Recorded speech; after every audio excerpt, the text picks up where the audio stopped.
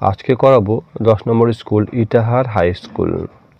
একটা বরফ গলতে শুরু হলো, উত্তর হচ্ছে লাদাখে।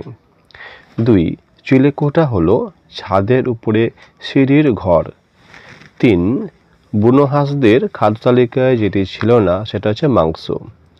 4 রূপকথার গল্পে যেটি থাকে না সেটা হচ্ছে উড়োজাহাজ।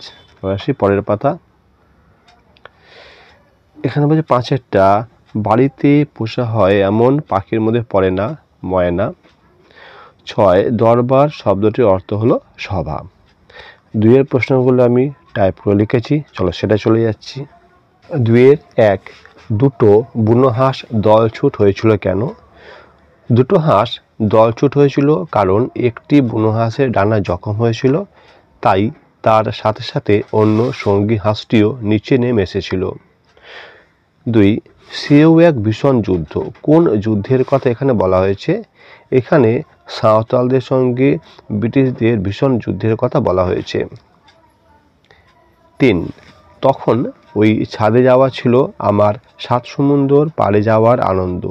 কোন সময়ের কথা কতকে মনে পড়েছে? ছেলেবেলায় বালক রবীন্দ্রনাথের কাছে ছাদে যাওয়াটা ছিল 7 সমুদ্র পাড়ে যাওয়ার আনন্দের সমান, অর্থাৎ তার ছোটবেলার কথা মনে পড়েছে। 4 বলবো না রূপকথা। গল্পপুরো কাদের রূপকথা শোনাবে না? যারা দেরি করে ঘুম থেকে উঠবে, গল্পপুরো তাদের গল্প শোনাবে না। বললে করুণ সুরে, কি কাকে করুণ সুরে কি বলল?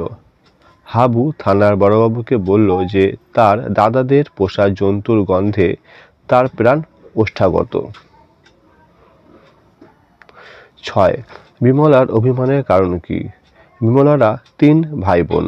খাবার সময় বিমলার দাদাকে অনেকটা ক্ষীর এবং ছোট ভাই অবনীকেও বেশি করে ক্ষীর খেতে দেওয়া হয়েছিল, কিন্তু বিমলার পাতে নামমাত্র ক্ষীর দেওয়া হয়েছিল, তাই তার অভিমান হয়েছিল।